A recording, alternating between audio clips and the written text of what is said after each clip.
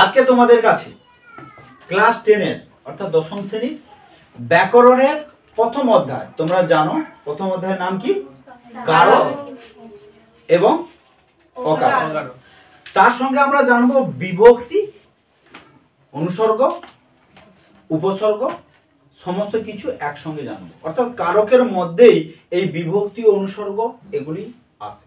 ঠিক আছে, ভালো করে শুনবে। 10 মিনিটের এই ক্লাস তোমাদের এই প্রথম অধ্যায়ের কারক একেবারে 100% সমাধান হবে। ঠিক আছে, ধৈর্য সহকারে শুনবে। যদি কোনো প্রশ্ন থাকে অবশ্যই আমাকে বলবে। ঠিক আছে, প্রথম আসি কারক। প্রথম তোমাদের জানার ইচ্ছে করে কারক কেন আমরা শিখব। প্রথম তোমাদের কাছে একটাই প্রশ্ন, কারক কেন শিখব? না, বাংলা ব্যাকরণে কারক না হলে কিন্তু বাক্য টোটালি গঠন হবেই না। তারপর যদি বলি আমি তোমাকে কারক শেখার আগে আগে দেখো ভালো করে একটা বাক্য লিখেছি, দেখো পড়ে। রাম ভাত খায়, দেখতে পাচ্ছ সবাই? রাম ভাত খায়, আগে থেকেই লেখা ছিল। দেখো রাম ভাত খায়।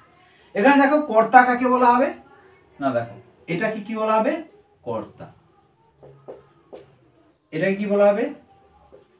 কর্ম। এটাকে কি বলা হবে? ক্রিয়া। ভালো করে লক্ষ্য করো, একটা বাক্য গঠন হতে গেলে কর্তা, কর্ম এবং ক্রিয়া থাকা চাই। এটা তো সবাই জানো, ছোটবেলা থেকে সবাই শিখেছো। এবার এই কর্তা এবং ক্রিয়াপদ, কর্তা ছাড়া ক্রিয়াপদ যেমন হতে পারে না। অর্থাৎ এখানে তুমি প্রশ্ন করো কে ভাত খায়? রাম ভাত খায়। অর্থাৎ এই কর্তার সাথে ক্রিয়াপদের একটা সম্পর্ক আছে। এই কর্তাকে কি কি নামে বলা হয়? না, বিশেষ্য পদ বলা হয় এবং নাম পদ বলা হয়। কি পদ বলা হয়? নাম পদ। আবার এই কর্তা সর্বনাম পদ হয়। অর্থাৎ রামের পরিবর্তে যদি সে থাকে, সে ভাত খায়, তখন ওই সেটা হচ্ছে সর্বনাম পদ। তাহলে এই কর্তার সাথে ক্রিয়ার, এই ক্রিয়ার সাথে কর্তার যে সম্পর্ক, প্রতিটা বাক্য, তুমি যত বাক্য আছে এই পৃথিবীতে, যত বাক্য আছে প্রতিটি বাক্যে তোমরা লক্ষ্য করবে এই কর্তার সাথে ক্রিয়ার যে সম্পর্ক, একে বাংলায় কারক বলা। অর্থাৎ কারক ছাড়া বাক্য গঠন হতে পারে না। পাণিনি এই প্রসঙ্গে অনেক বছর আগে, কয়েক হাজার বছর আগে এই কারকের সংজ্ঞা দিতে গিয়ে বলেছিলেন ক্রিয়ানয় কারকম। তোমাদের অনেক টেক্সট বইতে আছে, দেখতে পাবে। ক্রিয়ানয় কারকম অর্থাৎ একটা বাক্যের মধ্যে ক্রিয়ার সাথে বাক্যে অবস্থিত অন্যান্য পদের যে সম্পর্ক, তাকেই কারক বলা হয়। কিন্তু আমরা এখানে পড়ছি ক্রিয়ার সাথে নামপদ, বিশেষ্য পদ বা কর্তা, এর মধ্যে যে সম্পর্ক, তাকে কারক বলবো। আর যখন নাম পদ বা বিশেষ্য পদ বাদে বাক্য অবস্থিত অন্যান্য পদের যদি সম্পর্ক হয়, তখন আমরা তাকে বলবো অকারক পদ। কি পদ বলবো? অকারক পদ। অর্থাৎ এখানে কর্তা থাকতেও না পারে, বিশেষ্য পদ থাকতে না পারে, তখন সেটা অকারক হয়ে যায়। আমরা আজকে পড়ছি কারক এবং অকারক। পরীক্ষায় যখন তোমাদের প্রশ্ন পড়ে কারক এবং বিভক্তি নির্ণয় করো, কি পড়ে? কারক ও বিভক্তি। আমি বিভক্তিটা আসছি, আগে কারকটা বুঝতে পেরেছি কিনা বলো। কারক কাকে বলে আবার বলছি। না, তোমরা আর একটা বাক্য বলতে পারো যে ছেলেরা মাঠে ফুটবল খেলে। ছেলেরা মাঠে ফুটবল খেলে। আমি বাক্যটা লিখছি, তোমরা দেখো।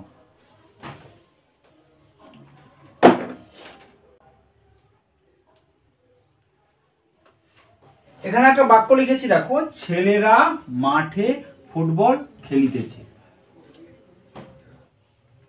বাক্যটা পূর্ণ। এবার প্রশ্ন হচ্ছে কারক কি করে নির্ণয় করব? কারক নির্ণয়ের অনেকগুলি সূত্র আছে। তাহলে কারক কাকে বলে আমরা সংক্ষেপে জেনেছি যে বাক্যে অবস্থিত কর্তার সাথে বা নাম পদের সাথে ক্রিয়াপদের সম্পর্ককে কি বলা হবে? কারক। এটা নিয়ে কারো সমস্যা নেই, কারক সবাই বুঝতে পেরেছো। এবার পরীক্ষায় পড়ে কিন্তু ধরো না, এখানে পড়লো মাঠে দাগ, কিসে কইবে? কারক ও বিভক্তি নির্ণয় করো। কি নির্ণয় বলবে? কারক ও বিভক্তি নির্ণয় করবে। তা তুমি কি করে নির্ণয় করবে? না, ছেলেরা মাঠে ফুটবল খেলে, ঠিক তো? প্রশ্ন করো, কর্তাকে প্রশ্ন করো। দেখো, ছেলেরা মাঠে ফুটবল খেলে, যদি বলি মাঠে দাগ, এটা কি কারক? কি করে নির্ণয় করবে? না, মাঠে কোথায়, কখন, কবে। কোথায়, কখন, কবে। যদি উত্তর করি এই, যদি বলে ছেলেরা কোথায় ফুটবল খেলে, মাঠে ফুটবল খেলে, কোথায় উত্তর পাচ্ছি। তাহলে কোথায়, কোথায় দিয়ে যদি প্রশ্ন করি সেটা হবে অধিকরণ কারক। কি হবে? অধিকরণ কারক। তাহলে কোথায় ফুটবল খেলিতেছে? মাঠে। তাহলে এখানে কি কারক হবে? কোথায় হলে কি হবে? অধিকরণ কারক। এটা নিয়ে কোনো সমস্যা নেই। এবার ভাবো সঙ্গে সঙ্গে বিভক্তিও নির্ণয় দিবে। মাঠে, দেখো ভালো করে ব্যাখ্যা করে দেখো, মাঠে এ বিভক্তি, কি বিভক্তি হয়ে যাচ্ছে? তাহলে তখন লিখতে হবে অধিকরণ কারকের এ বিভক্তি, তবে তুমি একই লেখা। এবার প্রশ্ন হচ্ছে বিভক্তি কাকে বলে? প্রশ্ন হচ্ছে বিভক্তি কাকে বলে? প্রশ্ন এটা যে বিভক্তি কাকে বলে। না বিভক্তি, এবার আসি বিভক্তি, তারপরে আমি কারকের নিয়মে আসবো। না বিভক্তি কারণ কারক নির্ণয় করতে গেলে তোমাকে বিভক্তিও জানতেই হবে, এটা মাস্ট।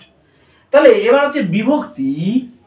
বিভক্তির ব্যুৎপত্তি অর্থ, অর্থাৎ বিভক্তি শব্দটি এসেছে বি হাইফেন ভজ ধাতু যুক্ত তি। সবাই জানো বিভক্তি শব্দটি এসেছে, কিন্তু বিভক্তি কি সেই জিনিসটা জানবো।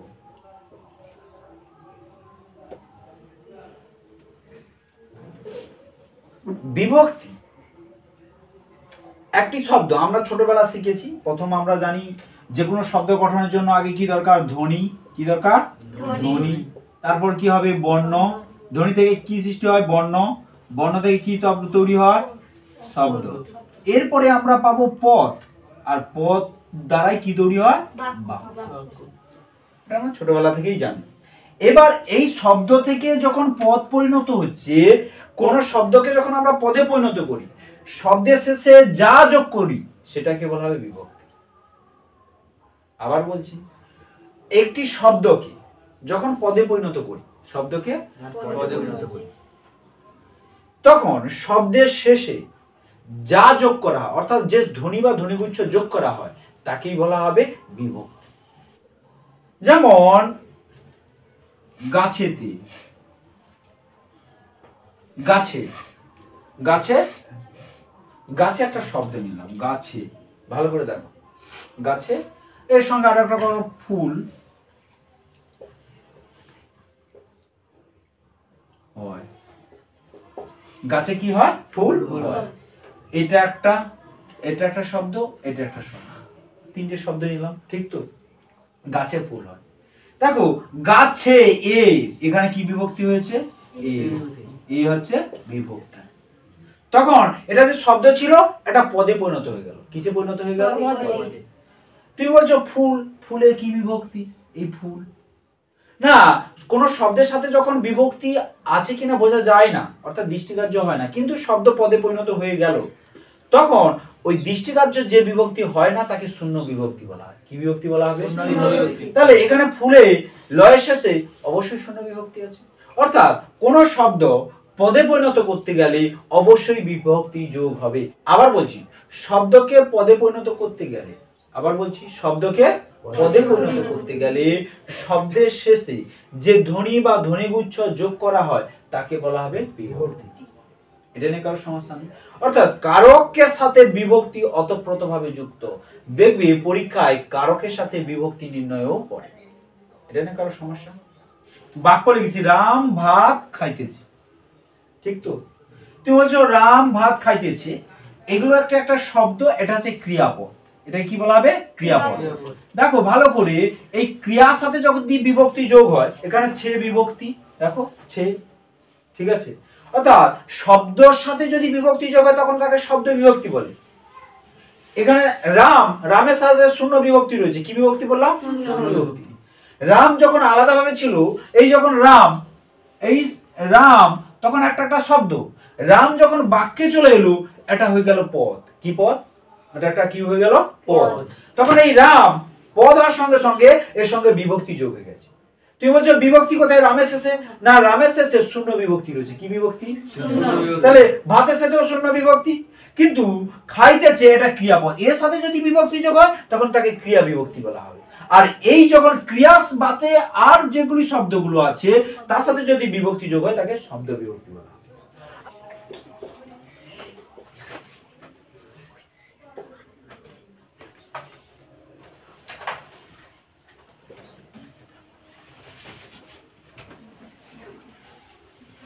দেখো বিভক্তি কাকে বলে আবার বলে দিচ্ছি, বিভক্তি পুনরায় আলোচনা করে দিচ্ছি। একটি শব্দের সঙ্গে একটি শব্দকে পদে পরিণত করতে গেলে শব্দের শেষে যে ধ্বনি বা ধ্বনিগুচ্ছ যোগ করা হয় তাকে বিভক্তি বলা হয়। এই বিভক্তির গঠনগতভাবে একটা ক্রিয়া বিভক্তি, একটা শব্দ বিভক্তি। যে বিভক্তি ক্রিয়াপদের সাথে যুক্ত থাকে তাকে ক্রিয়া বিভক্তি বলা হবে, যে বিভক্তি শব্দের সাথে যুক্ত থাকে তাকে শব্দ বিভক্তি বলা হবে। ঠিক আছে? যেমন গাছ, গাছের সাথে যদি গাছ হয়, গাছের সাথে গাছটি, তাহলে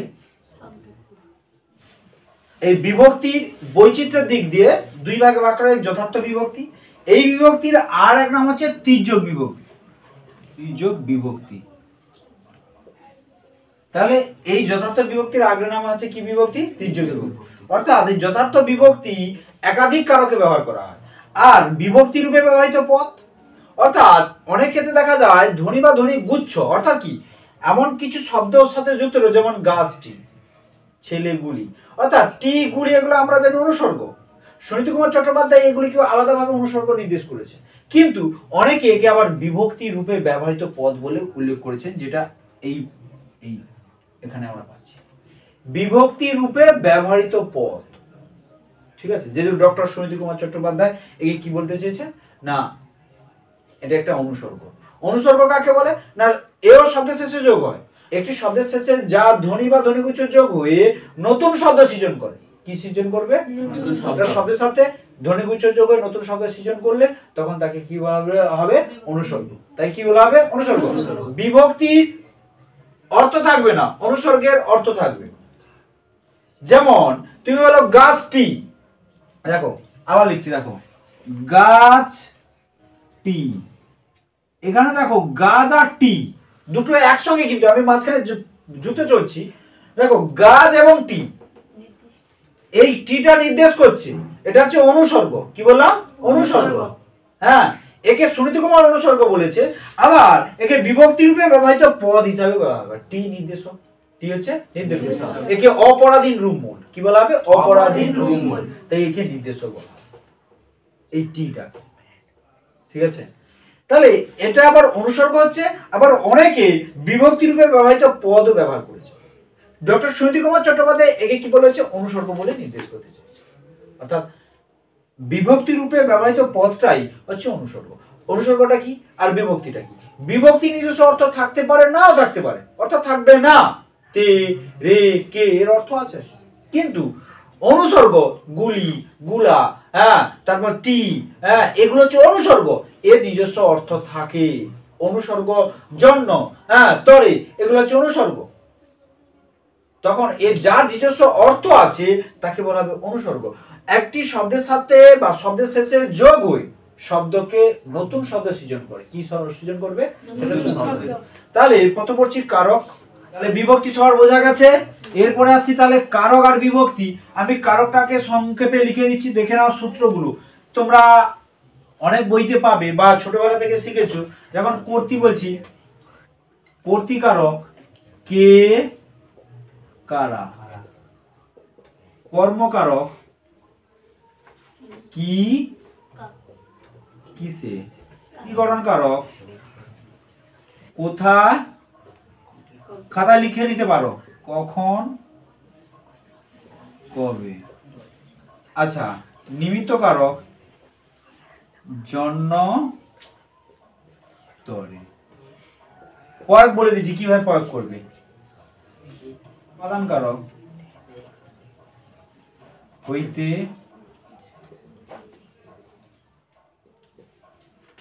থেকে চেয়ে আর কারক 6 প্রকার। কারক কয় প্রকার বললাম? 6 প্রকার। করণ কারক, করণ কারক দ্বারা দিয়ে, দ্বারা বাক্যে কি করে প্রয়োগ করবে, এই কারকের সূত্র সবাই মনে রাখতে হবে, অবশ্যই সবার দরকার। নাহলে পরীক্ষায় যে 1 নাম্বার কারক নির্ণয় করে কেউ নির্ণয় করতে পারবে না। এই সূত্র প্রয়োগ করো, হয়ে যাবে সংক্ষেপে, খুব তাড়াতাড়ি। কি করবে? ধরো একটা বাক্য আছে, দেখো রাম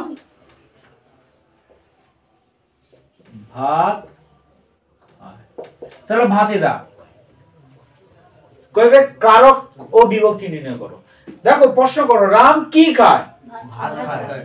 তাহলে কর্মকারক, ভাতের পরে কি বিভক্তি? শূন্য বিভক্তি, একের এক। এইভাবে তোমাকে ট্রাই করতে হবে। তারপরে প্রশ্ন করো, এখানে দাগ, এখান থেকে ধরো দাগটা নেই, এখানে দাগ রাম। প্রশ্ন করো কে ভাত খায়? কর্তৃকারক। কি হবে? কর্তৃকারক। কর্তৃকারকে কি বিভক্তি? শূন্য বিভক্তি। তাহলে এইভাবে কারক নির্ণয় করতে পারবে। যদি বলে রাম বাড়িতে বসে ভাত খায়, তখন রাম বাড়িতে যদি দাগ থাকতো, রাম কোথায় ভাত খায়? বাড়িতে। তখন কি হয়ে যাচ্ছে? কোথায় হইলে হবে? কি হবে? এইভাবে প্রতিটি প্রয়োগ করতে হবে। এবং তিল থেকে তেল হয়, তাহলে হইতে থেকে চেয়ে হয়, বলে কি হবে? অপাদান। তো তিল থেকে তেল হয়। লাঠির দ্বারা সাপ মারা হয়, লাঠির দ্বারা সাপ মারা হয়। দেখো দ্বারা দিয়ে হলে কি হবে? কর্মকারক। এইভাবে সূত্রকার পারবে পারবে। আর সংক্ষেপে জাস্ট বলছি, কারক কাকে বলে না, বাক্যে অবস্থিত ক্রিয়াপদের সাথে নামপদ বা বিশেষ্য পদ বা সর্বনাম পদের যে সম্পর্ক, তাকে বলা হবে কারক বলা হবে। এবং কারককে এই 6 ভাগে ভাগ করা যায়: কর্তৃ, কর্ম, করণ, অধিকারক, নিমিত্ত, অপাদান। বুঝতে পেরেছো? এই 6 প্রকার কারক। এই যে নিয়ম কি করে ধরবে কর্তৃকারক, কে কারা, বাক্যে প্রয়োগ করে ধরতে হবে।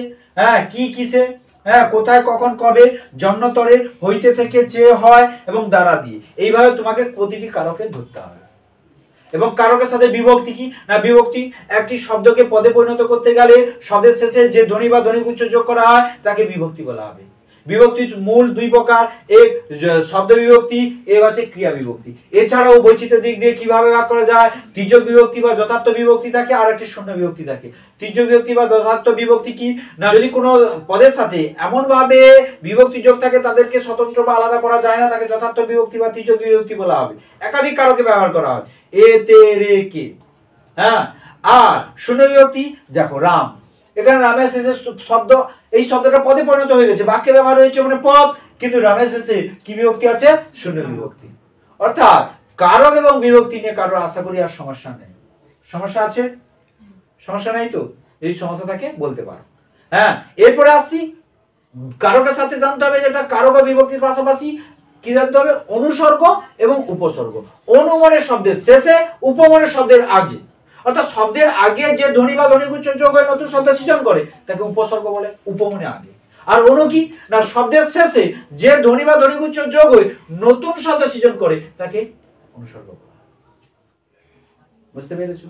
উপসর্গ, অনুসর্গ। তাহলে বিভক্তি অনুসর্গের মধ্যে পার্থক্য আছে, পরীক্ষায় পড়ে। যেমন বিভক্তি নিজস্ব কোনো অর্থ নেই, অনুসর্গের নিজস্ব অর্থ থাকে, ব্যতিক্রম থাকে। ব্যতিক্রমে আমি যাচ্ছি না। হ্যাঁ, আবার বিভক্তি শব্দের শেষে হয়, অনুসর্গ শব্দের শেষে, এটা মিল, এটা কিন্তু অমিল নয়। অনুসর্গ শব্দে যদি উপসর্গ বলতো শব্দের আগে হয়, উপসর্গ কোথায় হবে? শব্দের আগে। এর মূলে আর একটি অংশ আছে, হ্যাঁ, সেটা বলেই আমি এই ক্লাসটা তোমাদের কাছে শেষ করব। যেটা অবশ্যই জানা দরকার যে রূপিম বা রূপমূল, ধ্বনিমূল আলাদা, রূপমূল আলাদা। একটি শব্দ, শব্দের ক্ষুদ্রতম অর্থগত এককটাকে রূপিম বলা হয়, ক্ষুদ্রতম অর্থগত একক। যেমন একটা শব্দ তোমাদের কাছে তুলে ধরছি, দেখো এখানে শব্দটা তুলে ধরছি, তোমরা সবাই লিখে নিয়েছো তো? ধরুন হচ্ছে, দেখো আগেই বলেছি উদাহরণটা, গাছটি, এই একটি শব্দ, গাছটি তো, এই গাছে দেখো ভাগ করো, গাছ যুক্ত টি। একটি শব্দকে এই দুটো ভাগের ভাগ করা যাচ্ছে আর ভাগ করা যাচ্ছে না। অর্থাৎ একটা শব্দের ক্ষুদ্রতম অর্থগত এককটাকে রূপিম বা রূপমূল বলা হয়। আর যার নিজস্ব, যে রূপিমের নিজস্ব অর্থ আছে স্বাধীন রূপিম বলা হবে, আর যার অর্থ নেই তাকে পরাধীন রূপিম বলা হবে। আর এই পরাধীন রূপিমকে বলা হবে নির্দেশক। পরাধীন রূপিমকে কি বলা হবে? নির্দেশক। ভালো করে বুঝে নাও। তাহলে গাছ, এগুলো মুছে দিচ্ছি কিন্তু, টি, এই শব্দকে দুটো ভাগে ভাগ করো, গাছ টি। এই গাছের আর টি, এই দুটোকে বলা হবে রূপিম। দুটোকে কি বলা হবে? রূপিম। কারণ রূপিম কেন বলা হবে না, একটি শব্দের সব থেকে ক্ষুদ্রতম অর্থগত এককে বলা রূপিম, ঠিক আছে। আর একে বলা হয় স্বাধীন রূপিম। এই গাছ সব জায়গায় ব্যবহার হতো, এই টি নিজস্ব কোনো অর্থ নেই, এই সকল, যেমন মেগুলি বা মেগুলা, অর্থাৎ গুলিগুলা, এগুলো ওই শব্দের সাথে যুক্ত হয়, মেঘগুলি, মেঘগুলি। তাহলে মেঘ যুক্ত গুলি, এই মেঘ যুক্ত গুলিতে মেঘ হচ্ছে স্বাধীন রূপিম আর গুলি হচ্ছে কি পরাধীন রূপিম। আর এই পরাধীন রূপিমকে নির্দেশক বলা হবে। কি বলা হবে? এই মেঘগুলিকে নির্দেশ করছে। হ্যাঁ, এই গাছটি, টিটাকে দেখো, টি হচ্ছে গাছটাকে নির্দেশ করছে। অর্থাৎ এই পরাধীন রূপিন একটা স্বাধীন রূপিন। হ্যাঁ, এই জিনিসটা জানতে হবে। তাহলে আমরা আজকে কি কি শিখলাম? কারক কাকে বলে? কারকের শ্রেণী বিভাগ 6 ভাগে ভাগ করা যায়। বিভক্তি কাকে বলে? বিভক্তি শ্রেণী বিভাগ। তার সঙ্গে জানতে হবে উপসর্গ, অনুসর্গ এবং কি রূপিম বা রূপমূল, রূপিম বা রূপমূল, এগুলো শিখলাম। আর অবশ্যই এইভাবে মাধ্যমিকে বিভিন্ন বিষয়ের আলোচনা, সাজেশন, নোটস তোমরা এই ইউটিউবে পাবে। বিভিন্ন বিষয় 100% গ্যারান্টি সহকারে। অবশ্যই ইউটিউব চ্যানেলটিকে ফলো করো, সবাই চ্যানেলটিকে সাবস্ক্রাইব করে অল নোটিফিকেশন অন করে দিও। আর যদি ভিডিওটি বা আলোচনাটি ভালো লাগে অবশ্যই এই ছাত্রছাত্রীদের সঙ্গে ক্লাস নেওয়ার সঙ্গে সঙ্গে তোমাদের কাছে আলোচনাটা তুলে ধরলাম। যদি ভালো লাগে অবশ্যই লাইক করো, কমেন্ট করো, আর অবশ্যই বন্ধুদের মধ্যে শেয়ার করো। থ্যাংক ইউ, ধন্যবাদ। দেখা হচ্ছে পরবর্তী।